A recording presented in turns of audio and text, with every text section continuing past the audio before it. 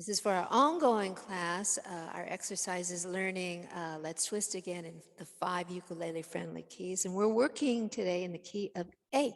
The chords are A, D, E7, and an F sharp minor, the relative minor.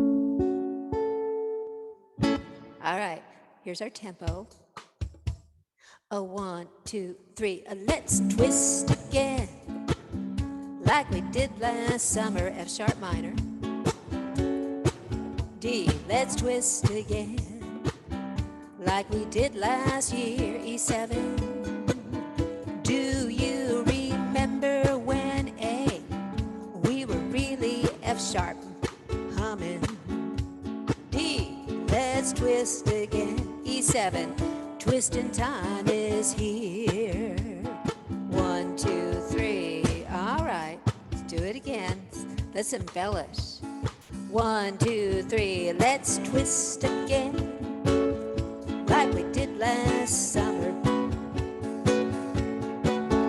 Let's twist again, like we did last year. Do you remember when things are really humming? Let's twist again. Twisting time is here. Let's do it one more time.